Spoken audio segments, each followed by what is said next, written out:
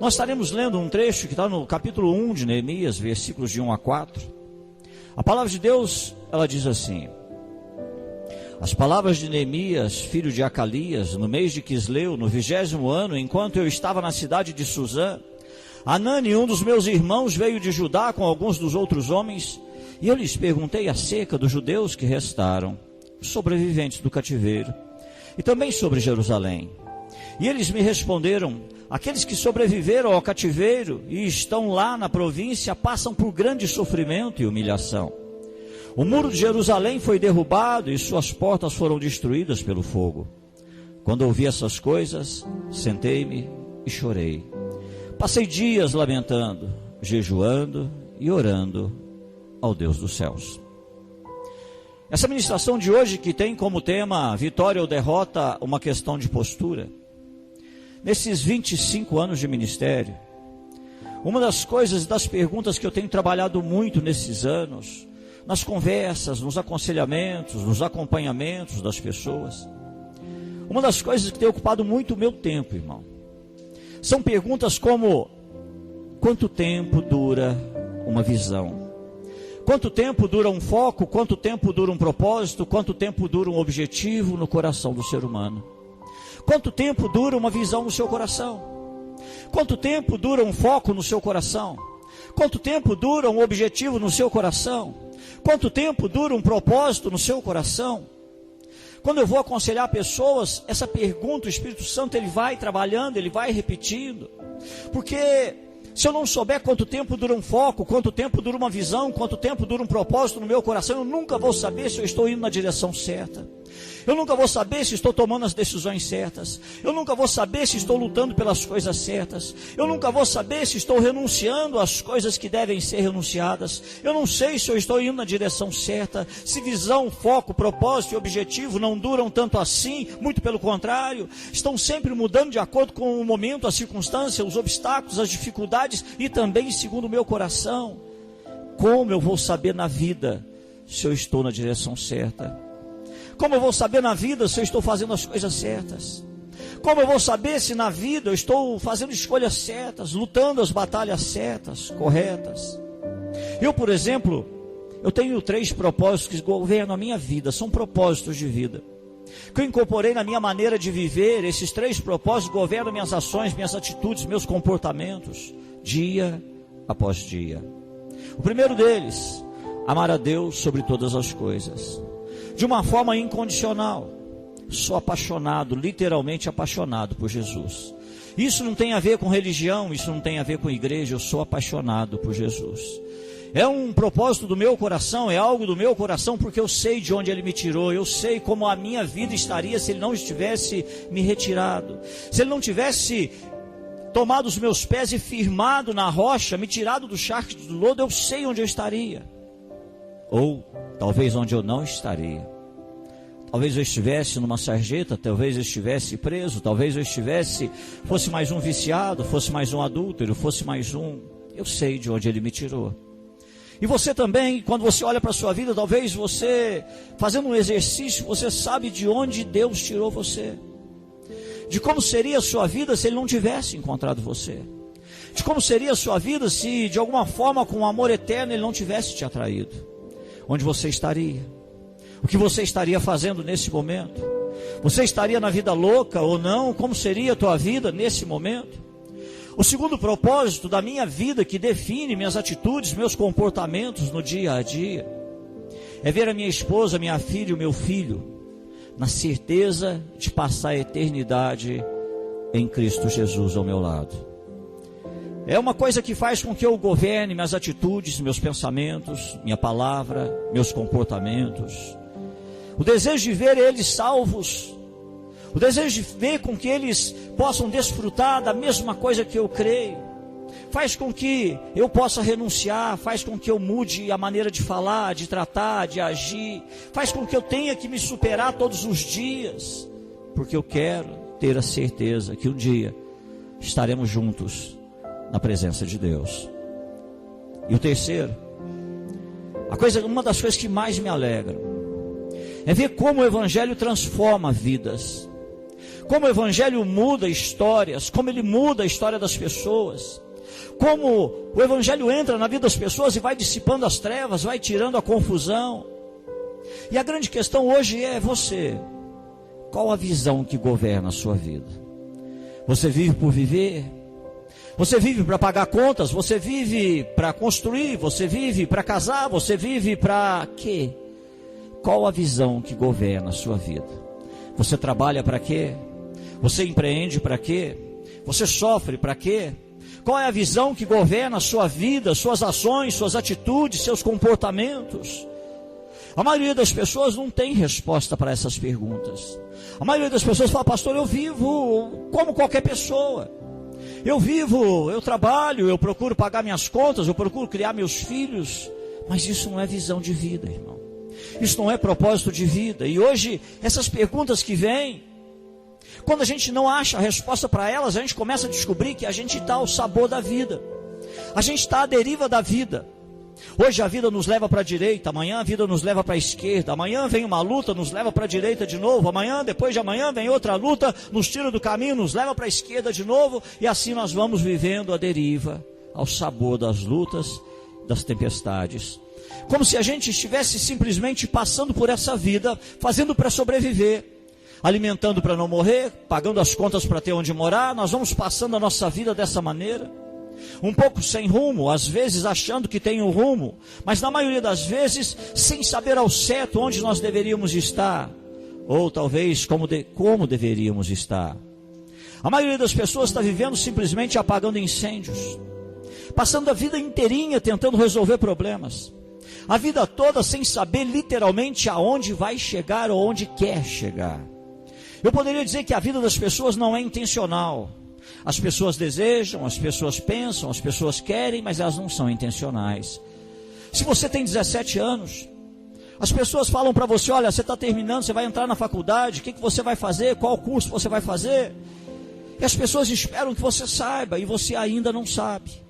Você ainda não sabe que faculdade vai fazer, você ainda não sabe que curso vai fazer, você ainda não sabe como vai ser a sua vida, você não sabe se vai ficar aqui, se vai tentar uma federal, se fica nessa cidade, se não fica, você ainda não sabe.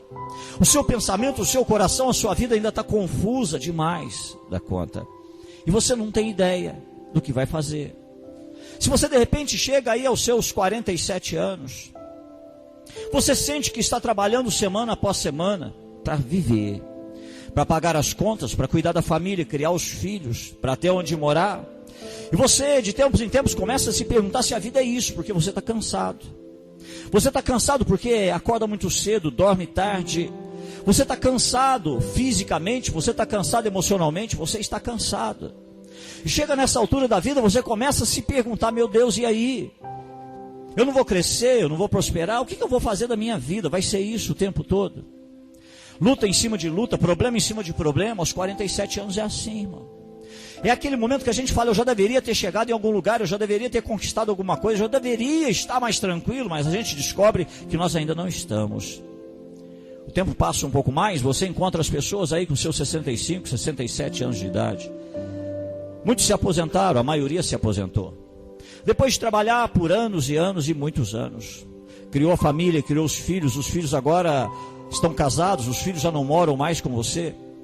E agora você olha para a sua vida, é você e sua esposa, e graças a Deus que você ainda tem, mas tem aqueles que já são viúvos, estão viúvos nessa altura da vida.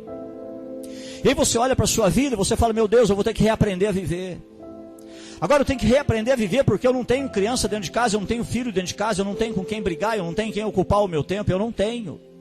E agora eu olho para minha esposa e eu tenho que reaprender a viver porque somos nós dois olhando um para a cara do outro o tempo todo dentro de casa.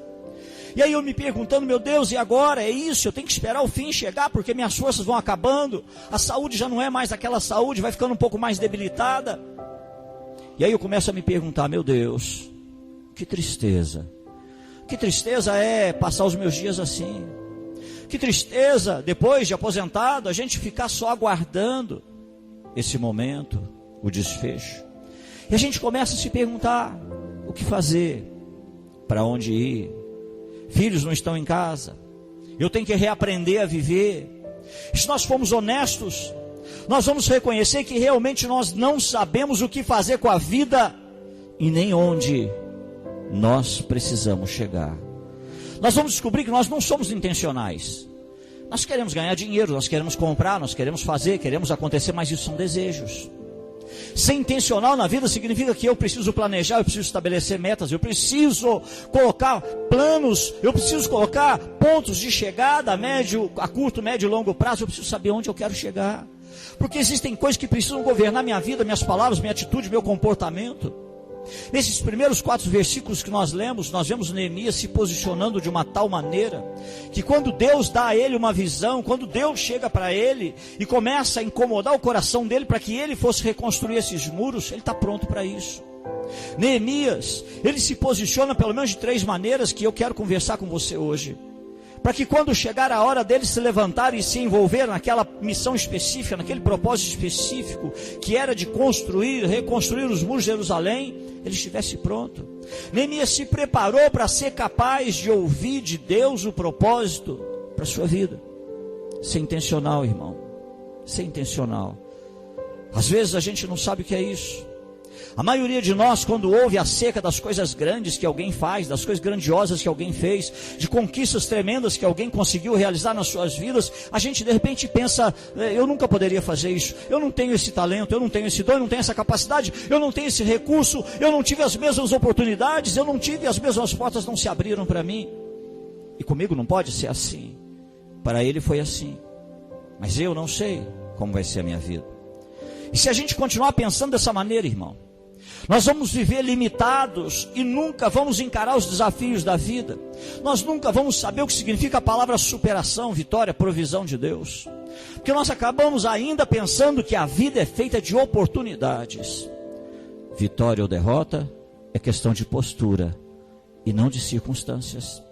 Eu conheço um tanto de gente que desperdiçou um tanto de oportunidades, irmão.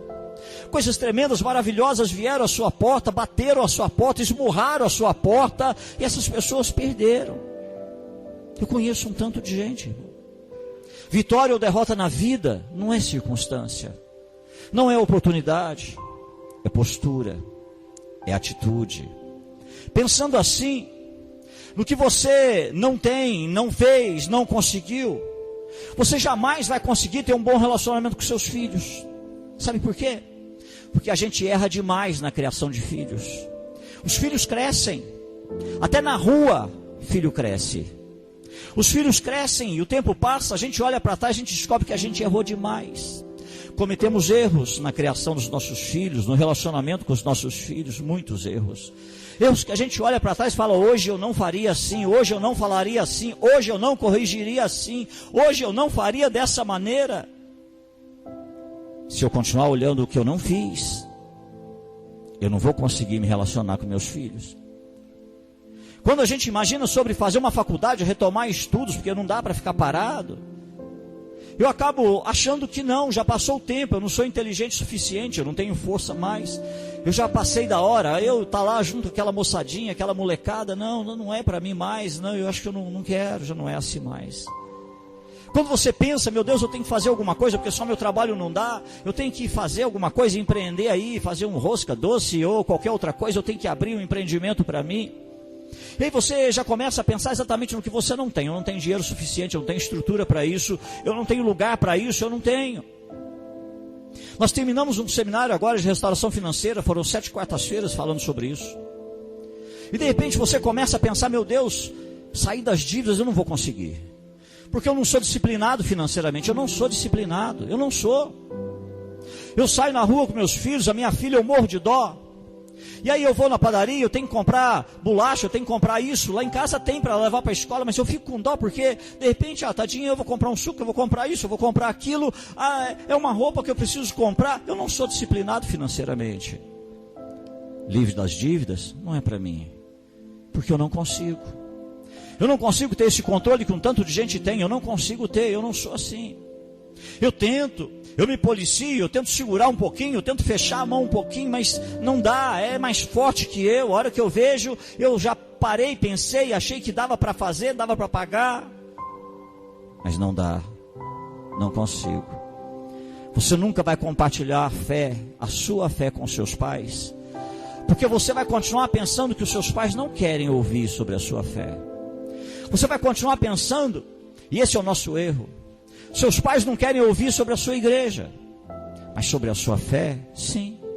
Sobre o que move você, o que você acredita. O que seus pais não querem é que você queira fazer eles mudarem de igreja, de religião. Isso é religião, irmão. Mas eles querem ouvir sobre a sua fé. Por que você acredita nas coisas que acredita? Por quê? Por que isso mexe tanto com você dessa maneira? E você achando que eles não vão ouvir, ou seja, você vai viver o basicão da vida, irmão. Você vai viver o básico da vida, acordando, trabalhando, recebendo dinheiro, pagando contas, correndo para cá, correndo para lá, o basicão da vida. Você vai viver no seu cercadinho, porque você não entendeu ainda que não é Deus que está limitando você, você está se limitando quando você cede à crença de que você nunca poderá, nunca conseguirá ou nunca fará. E quando você começa a pensar assim, você constrói um cercadinho e você fica dentro desse cercadinho. Esse cercadinho diz para você: eu não posso, eu não consigo, eu não vou ter, é impossível, não tem como, não vejo saída, não vejo oportunidade, não vejo opção. Você já parou para se perguntar sobre como Deus se sente quando Ele ouve você falando essas inseguranças, esses medos que surgem? Porque esses medos saem da nossa boca, irmão. A gente de vez em quando compartilha com pessoas assim, a gente fala: acho que eu não vou dar conta, acho que eu não vou aguentar, eu acho que não tem jeito. A gente acaba compartilhando com alguém, e esse medo ele não fica só no coração, ele sai da nossa boca. Ele sai. Imagina como Deus se sente quando Ele ouve essas questões que não ficam só no pensamento, sai da nossa boca. Você já parou para refletir sobre como Deus se sente, sobre o jeito que você está falando, sobre como você se coloca, se posiciona, se sente derrotado, fracassado? Você já parou para pensar como Deus se sente quando Ele olha para você se sentindo alguém sem potencial algum? Como Deus se sente quando Ele olha para você e você sem vontade de lutar nem um pouquinho mais.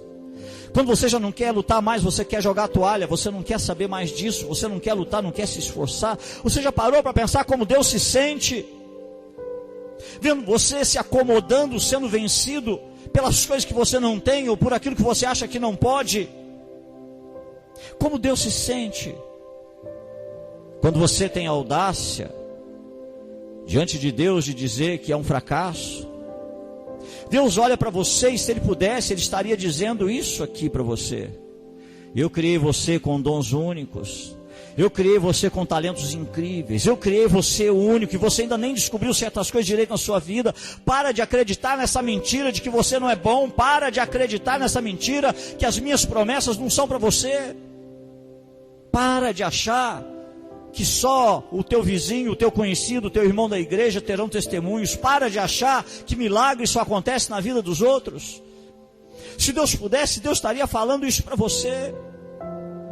Olha o que Deus escreveu sobre você nas Escrituras. Quando você lê a carta de Paulo aos Efésios, capítulo 2, versículo 10, ele diz assim: porque somos criação de Deus, realizada em Cristo Jesus, para fazermos boas obras, as quais Deus preparou de antemão para que nós as praticássemos. Isso é sobre você. E Deus quer que você acredite nisso. Deus quer que você acredite que você não nasceu por acaso. Você não interessa se você foi planejado, se não foi planejado. Não interessa se foi um acidente, um percurso. Não interessa. O que interessa é que você só existe, você só está vivo, você só tem vida porque Deus de alguma maneira sonhou com você. De alguma maneira Deus pensou em você, de alguma maneira Deus planejou você, Ele tem propósito para a sua vida. Neemias, ele quer viver e ele vive essa verdade de Deus. Olha só, irmão, nós temos a mania de pensar que é preciso ser alguém para conseguir fazer alguma coisa importante na vida. Nós temos a mania de pensar que é preciso ser grande para fazer coisas importantes na vida. Neemias não era capitão de exército, ele não era militar. Neemias não era graduado em administração nem em economia. Neemias não tinha nenhum MBA. Neemias não era um expert em administração de conflitos ou questões de interrelacionamentos, relacionamentos interpessoais. Não, Neemias não era um coach motivacional. Não, irmão. Em vez disso, ainda nesse capítulo 1, lá no finalzinho do versículo 11, ele diz assim: nessa época eu era copeiro do rei. Era um homem copeiro do rei. Naquela época, o copeiro do rei era basicamente um escravo do rei. Era alguém que vivia quase que acorrentado ao rei. Sabe por quê? Tudo que o rei ia comer, o copeiro tinha que comer primeiro. O que o rei ia beber, o copeiro tinha que beber primeiro. Para que tivesse a certeza que não havia veneno, o rei não morreria. Isso significa que ele ficava por conta 24 horas por dia, 7 dias da semana.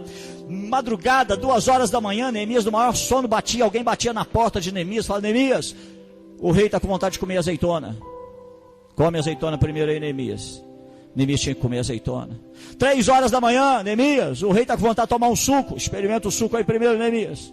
Isso significa que era 24 horas por dia, Neemias à disposição, para onde o rei ia, ele tinha que ir, atrelado, grudado ali ao rei, tendo que experimentar, provando as coisas, literalmente uma vida presa ao rei. Em todo lugar, em todo momento, a qualquer hora, dia, noite, madrugada ou não. Neemias, um escravo judeu numa terra estrangeira. E se havia alguém que poderia dizer: olha, os muros estão lá para fazer, mas para mim não dá. Olha, tem uma missão para realizar, mas para mim não dá. Eu vou orar para Deus levantar alguém lá para fazer. Eu vou orar para Deus levantar alguém lá em Jerusalém para fazer, mas para mim não dá. Olha aqui a minha vida, olha aqui como é que é a minha vida, a correria que é a minha vida, 24 horas por dia aqui com esse rei. Não dá, eu não tenho como fazer. Essa palavra é para você, irmão. É para você que está esperando sobrar tempo na agenda. É para você que está esperando sobrar tempo. Eu preciso organizar minha vida, pastor. Neemias, se tem alguém que poderia dizer: não tenho condições, esse alguém era Neemias. O pensamento de que não era capaz, de que nunca poderia fazer algo, isso não passava pela cabeça de Neemias. Já eu e você nos comportamos como aquele elefante de circo, que vai para lá filhotinho. Eles cravam uma estaca de 1 metro, 1,5 metro no chão, e aí eles colocam uma corda, amarram uma corda na pata do elefante. Aquele filhotinho, ele fica ali, ele tenta vir para cá, mas ele é muito novinho, ele é fraquinho ainda, ele não dá conta de tirar aquela estaca de 1,5 metro do chão. E ele cresce. À medida que ele vai crescendo, a estaca continua a mesma estaca, e a corda amarrada no seu pezinho. Se você já passou num circo ou em algum lugar, você vê que o elefante está lá assim o tempo todo, ele fica assim. Aí você olha aquele animal enorme, toneladas de animal, você fala: gente, era só sair, essa estaca é um palitinho para ele, por que ele não sai? Porque quando ele era pequeno, ele fez força e não conseguiu sair. Aí ele tentou mais um pouco e não conseguiu sair. Ele tentou mais um pouco e não conseguiu sair. E aí ele colocou na cabeça dele: eu nunca vou sair daqui. E ele cresce condicionado de que nunca sairia dali. E agora ele mesmo, com toda a sua força, sua gigantesca força, ele agora condicionado a pensar que a sua força não aumentou, ele continua pensando que o seu limite é determinado por aquela corda e aquela estaca. Deus quer ajustar a nossa mentalidade, irmão. Deus te trouxe aqui para ouvir essa palavra hoje, para ajustar a nossa mentalidade. Quando nós olhamos para uma vida de propósito, às vezes existem coisas que parecem grandes demais, enormes demais, gigantes. Existem coisas que parecem impossíveis, não são para nós. Quem esteve aqui na última aula da restauração, nós comentamos uma série de coisas. E aí o pessoal todo começou a sonhar, e aí de repente o medo que a gente tem é que a gente comece a pensar: não, isso não é para mim, não é para mim, não vai acontecer. E você precisa entender que com Deus não existe ponto final, irmão. Deus, ele pede para você colocar uma vírgula só para respirar, para você tomar um ar e continuar a frase da história da tua vida. Não tem esse ponto final, não. Deus não coloca isso. Deus não coloca ponto final na visão, no sonho, no objetivo. Deus não quer que você coloque um ponto final dizendo: eu nunca vou conseguir fazer isso, eu nunca vou poder fazer isso, para mim é impossível. Deus não quer que você continue pensando assim, embora a tua situação hoje, as circunstâncias digam que não dá, que não tem jeito. Você está olhando para as impossibilidades, Deus dizendo para você: tira esse ponto daí, coloca uma vírgula, toma um tempinho para respirar, só respira, toma um ar, se organiza, porque tem que continuar essa história. Você precisa entender que quando você tirar esses pontos da sua vida e colocar essas vírgulas, você vai se abrir para o poder, para poder ser usado por Deus de uma maneira muito especial, profunda, poderosa. Neemias, ele ouve sobre o muro. Ele ouve pessoas dizendo: Neemias, o muro lá está complicado, acabou, cara, não tem jeito, queimaram os portões tudo, olha, é uma tristeza. Mas a gente lê o texto e a gente não vê Neemias recuando, refugando, transferindo responsabilidades, não. Nós vemos Neemias sendo impulsionado, impactado, algo mexeu com ele quando ele ouve aquele relatório. Algo começa a incomodar Neemias, entra no coração dele e não sai do coração dele. Ele preocupado, ele anda pensando naquilo, ele vai pensando nos muros, aquilo começa a incomodar ele. Cada ser humano possui características que os faz a gente único. DNA, impressão digital, a íris, a língua, a voz, são coisas únicas. São coisas que ninguém mais tem igual a você, não. A voz do fulano é igualzinho, não é igualzinho, não. São coisas que nos fazem ser únicos. Isso significa que você foi projetado e criado também com dons e talentos únicos, coisas que só você vai poder fazer. Você tem o teu jeito de fazer, você tem tudo o que precisa. E é hora de você parar, de ficar dando autorização para essas inseguranças e desculpas definirem a maneira como você vê você mesmo. Comece a permitir que a verdade da palavra de Deus seja a declaração de quem você é. A verdade de que agora você pode não ter tudo que você precisa para realizar o que Deus vai colocar à sua frente. Mas você precisa se lembrar que o nosso Deus, e Deus tem falado isso aqui em algumas pregações, que Deus é um Deus de processo, que Deus está constantemente, continuamente amadurecendo, nos moldando, nos dando recursos, nos proporcionando as ferramentas necessárias que nós vamos precisar para alcançar o grande objetivo, realizar a visão que Deus nos deu. A grande questão, você se permite ter acesso a isso? Você quer ter acesso a isso? Você já deve ter ouvido a história de Davi e Golias.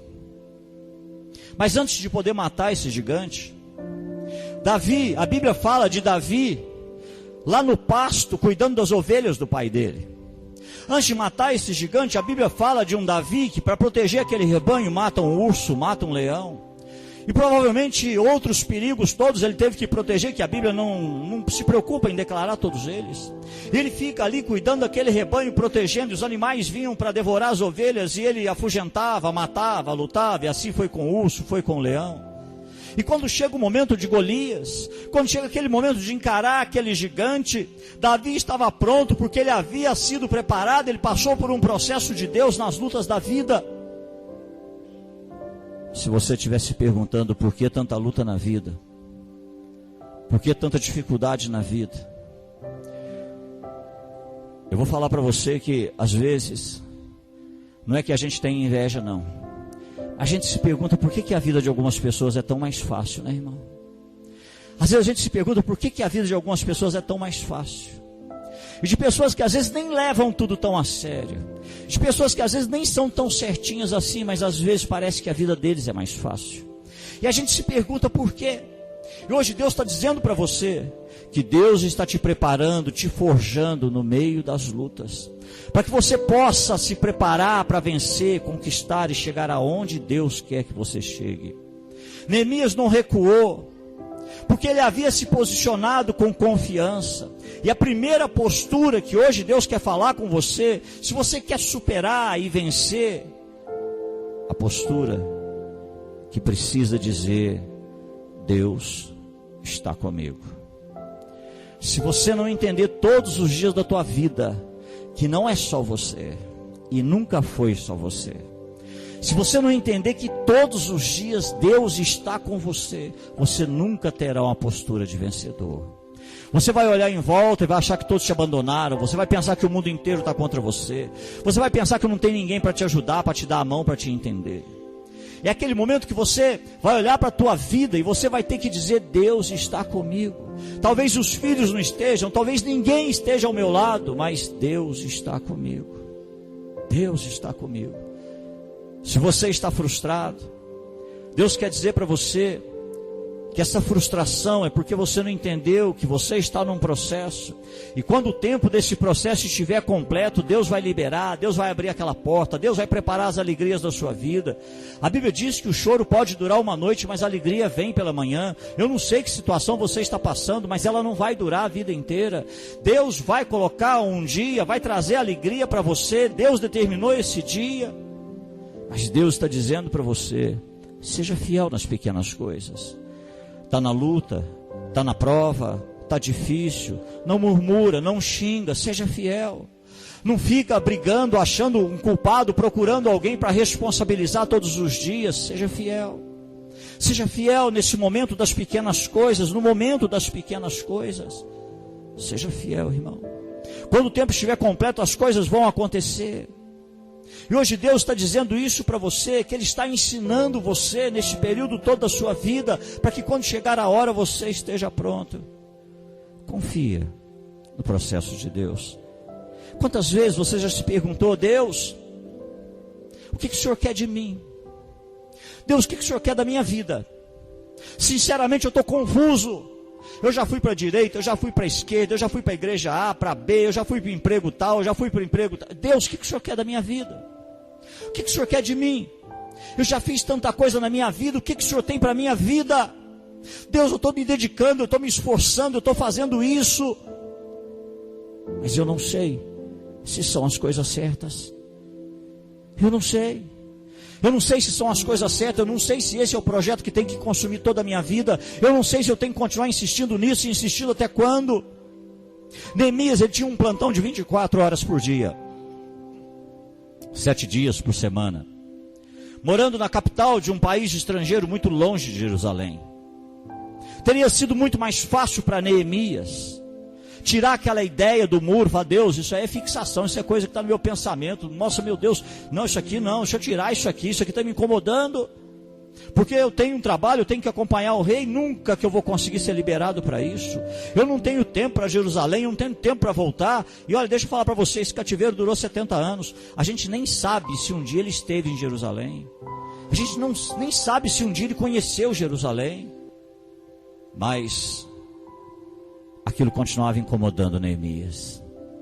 Sabe aquelas coisas que não saem do coração da gente, irmão? Sabe aquelas coisas que não saem do pensamento da gente?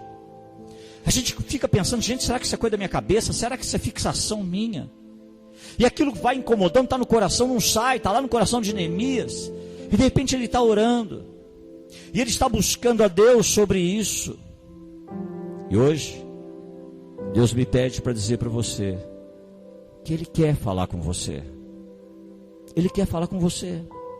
Mas o mais fácil é pedir o conselho de alguém, o mais fácil é pedir a opinião de alguém, o mais fácil é assistir uma pregação numa internet. O mais fácil é isso, e Deus hoje dizendo para você que muitas vezes você não quer ouvir, você não quer saber mais sobre isso. E aqui, por favor, o pastor não está falando daquela oração de petição que você chega, pede, em nome de Jesus, levanta e vai embora. Aqui, Deus está me pedindo para dizer para você que Deus quer ter momentos a sós com você, momentos de quietude, onde você entra quieto, dizendo para Deus: eu quero ouvir a tua voz. Onde você entra, talvez, no secreto do seu quarto, e não fica falando, e não fica pedindo, e não fica orando. É aquele momento que você para Deus poder falar com você, para Deus poder impactar teu espírito, para Deus poder confirmar ou não algumas coisas no seu coração. Deus está dizendo para você que você pergunta para Ele muito pouco, que você não está preocupado em ouvir Ele, você está muito mais preocupado em ouvir a opinião das pessoas, o conselho das pessoas. Sabe, irmão, aquele momento de entrar para o teu quarto, colocar um louvor a Deus e ficar quietinho, esperando Deus falar. Deus quer falar. Deus fala comigo nos momentos mais... Deus fala comigo quando eu estou tomando banho. Deus fala sobre a igreja. Deus me incomoda com algumas coisas. Deus fala quando eu estou dirigindo. Deus fala... Ontem eu estava ministrando ao seminário, eu dando aula e Deus me incomodando no pensamento com algumas coisas. Eu estava dando aula e tendo que orar sobre algo que Deus estava me incomodando. Às vezes eu estou aqui pregando, e às vezes eu olho para você e Deus me incomoda com algumas coisas que eu não vou falar na pregação, mas durante a pregação eu estou aqui orando por você. Deus quer o tempo todo, Ele quer que a gente procure informações com Ele. Deus está dizendo para você perguntar para Ele um pouco mais sobre isso. Isso que te incomoda, não sai daí, parece uma ideia fixa, parece um pensamento. Deus quer que você se interesse um pouco mais para ouvir Ele. Qual foi a última vez que Deus falou com você, irmão? Já me perguntaram muitas vezes: pastor, como é que é a voz de Deus, pastor? Como é que Deus fala com a gente? A Bíblia diz que o Espírito de Deus testifica com o nosso espírito que nós somos filhos de Deus. Isso significa que Deus vai falar ao meu espírito, e na verdade é a voz de Deus que eu vou ouvir, a minha voz na minha cabeça. É uma voz muito parecida com a minha, mas ao mesmo tempo é uma voz diferente da minha, porque ela tem uma autoridade diferente da minha. E eu vou ouvir, é como se eu estivesse falando comigo mesmo, é como se eu estivesse conversando comigo mesmo. Não vai ter aquele negócio de dizer assim, eis que estou aqui, servo meu. Não. Deus vai falar com você. Ele vai falar naquele momento em que vem aquela voz, e aí dá a impressão que você está num diálogo com você mesmo, você está conversando com você mesmo. Há quanto tempo você não faz isso, irmão? Há quanto tempo? Há quanto tempo você não ouve Deus falar com você? Há quanto tempo você é movido pela fé das outras pessoas? E Deus hoje dizendo para você, da mesma forma que eu fiz com meu servo Neemias. Neemias ficou preocupado sobre o muro, e eu falei com ele. Eu quero falar com você. Eu quero falar com você sobre a situação dos teus filhos. Eu quero falar com você sobre a saúde dos seus pais. Eu quero falar com você sobre o seu casamento. Eu quero falar com você sobre a tua esposa. Eu quero falar com você sobre a tua fé. Eu quero falar com você sobre você. Mas a gente não tem tempo, né, irmão? A gente não tem tempo. Não dá para ficar em silêncio um pouquinho. O silêncio, o momento que a gente teria, a gente está nas redes sociais, vendo os recados do dia. O tempo que a gente teria, a gente está assistindo um filme. A gente não tem tempo. O que aconteceria se Neemias não tivesse nem se preocupado com aquilo, nem perguntado aquela questão? Ele não saberia nada que estava acontecendo em Jerusalém, não. A nossa vida é muito corrida. E por isso mesmo já tem que ser intencional, irmão. Intencional significa eu preciso aprender a separar um tempo. Eu preciso marcar que eu quero ter esse tempo. Eu preciso ter esse tempo, tem que ser intencional, proposital. O tempo meu com Deus não é acidente, não, tem que ser intencional. Eu tenho que chegar e falar, olha, eu vou tirar 5 minutinhos aqui. Eu vou sentar aqui no meu quarto, vou ficar 5 minutinhos aqui. Eu vou parar aqui, vou ficar aqui 5 minutos olhando para o tempo. Eu vou ficar 5 minutos olhando para o teto. Eu vou ficar aqui 5 minutos aqui de bobeira. É aquele tempo que a gente fala, eu preciso ser intencional, proposital, eu tenho que querer, eu tenho que planejar, eu tenho que me dedicar, eu tenho que ter disciplina para ter um momento meu a sós com Deus, porque tem coisas que estão no meu coração e eu não sei se elas são certas. Eu não sei. Eu não sei se elas são corretas. Eu não sei se são ideias da minha cabeça. Eu não sei se é fixação, eu não sei se é coisa que eu tenho. Quer um exemplo, irmão? Mudar de emprego.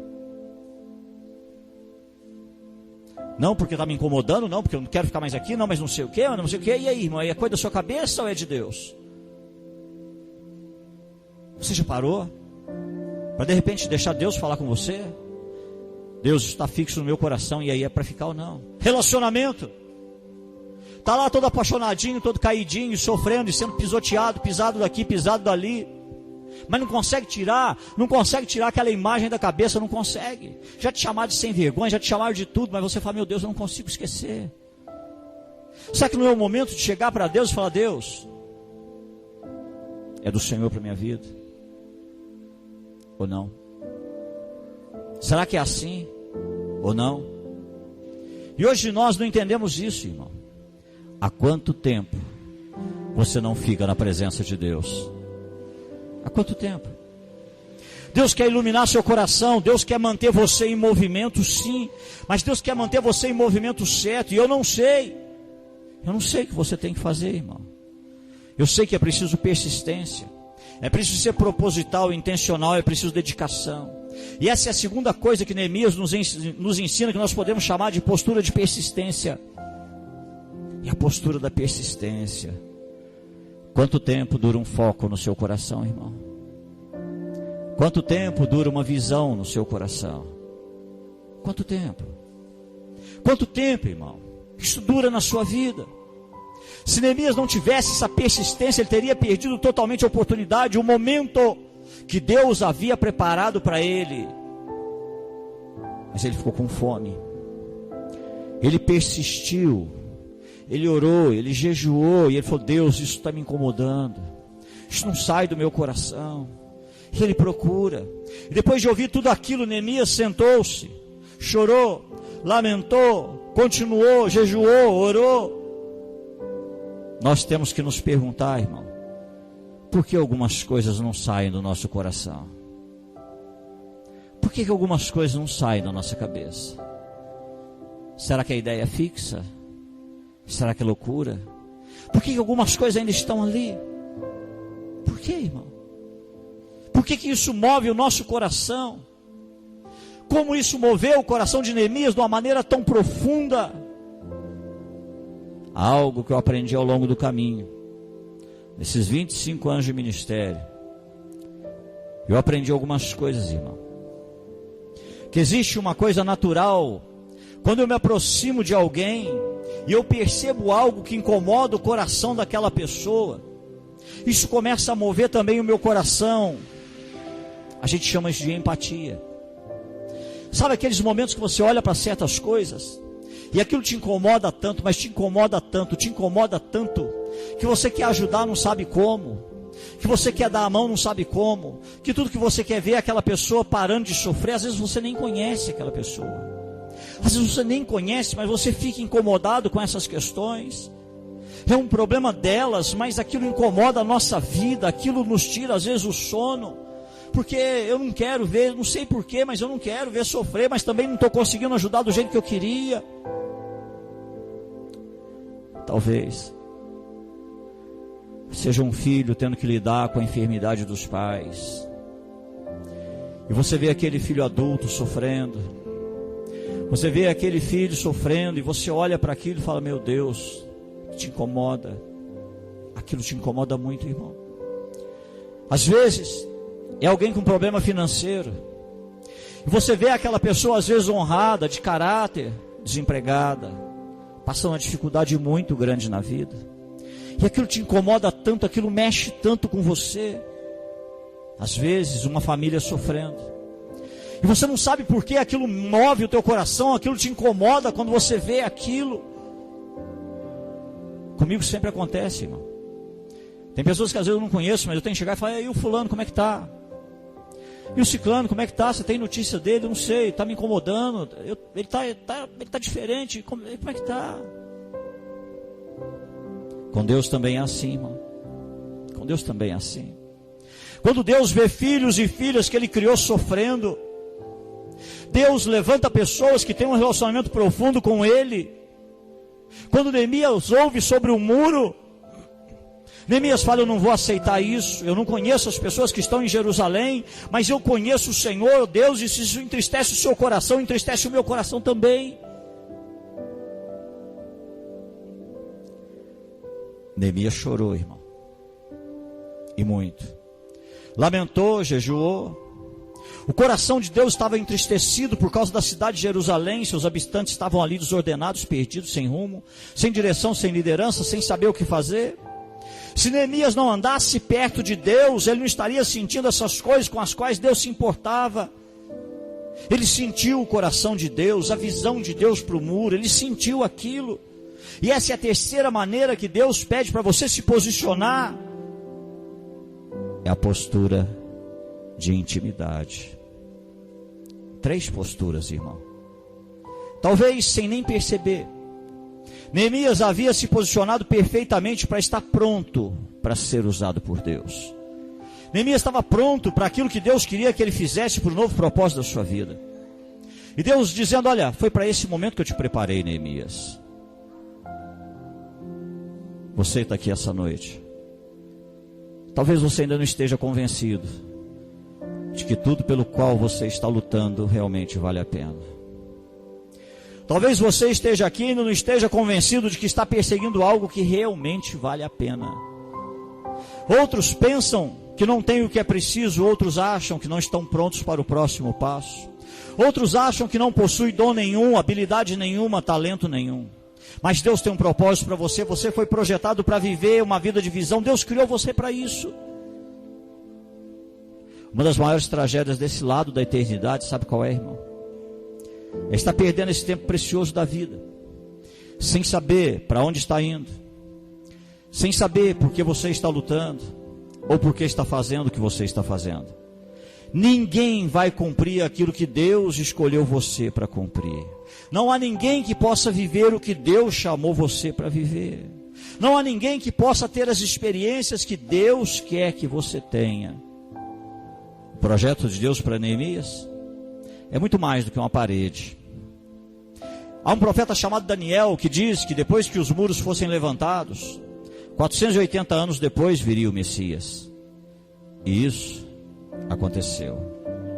Quando você tem a postura perfeita diante de Deus. Você entende que foi colocado, por exemplo, no teu local de trabalho, por Deus. Você só está lá porque Deus quer. Você só está lá porque ainda tem pessoas que são importantes para Deus e Deus quer te usar naquele local de trabalho, às vezes com todo mundo lá ímpio, com gente que não está nem aí para Deus, vida louca o tempo todo, e Deus te coloca lá e você incomodado com aquilo, você fala, meu Deus, você sofre aquilo. Os teus filhos, você recebeu todos eles das mãos de Deus. Sejam arteiros, quietinhos ou não, sejam especiais ou não, você os recebeu da mão de Deus. Estando junto com seu ex-marido ou ex-marido ou não, podendo criar juntos ou não podendo, os seus filhos, você recebeu da mão de Deus.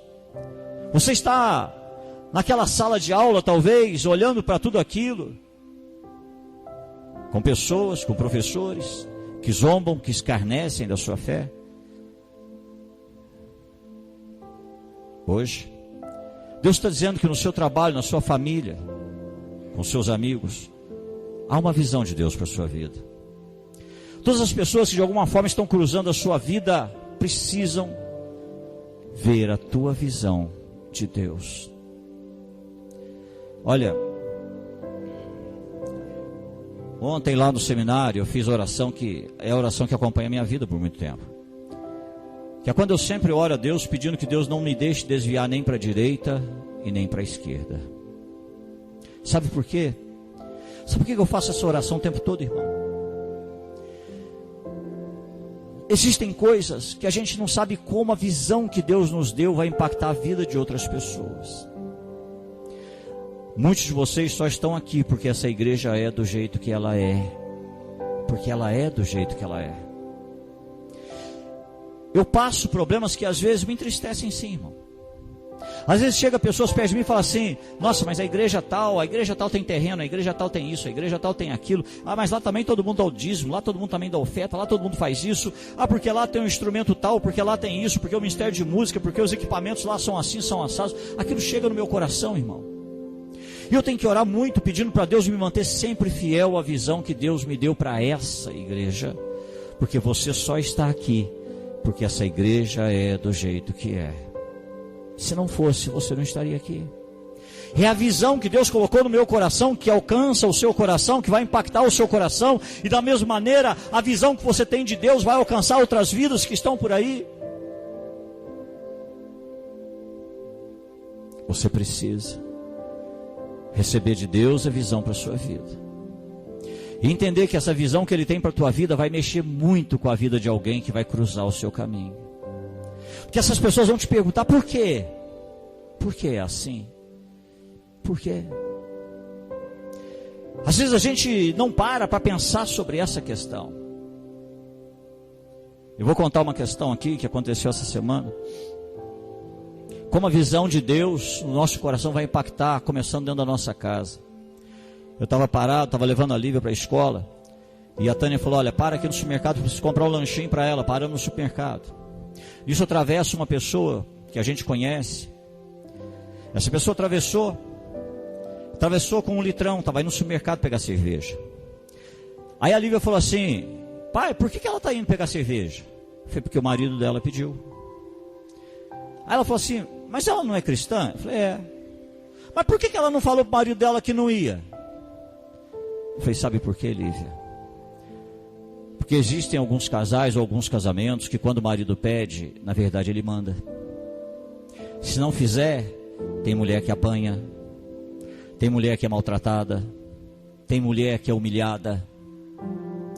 Aí ela escutou e falou, é? Eu falei, é. Aí ela falou assim, por que na nossa casa não é assim? Eu falei, porque na nossa casa nós temos temor de Deus. E lá, eu e a mamãe, a gente sempre conversa. Se a gente tiver de acordo, a gente faz. Se a gente não tiver, não tem briga, filha. Ela falou, isso é casamento? Eu falei, isso é casamento. Você não tem noção de como a visão de Deus na tua vida mexe com a vida de outras pessoas.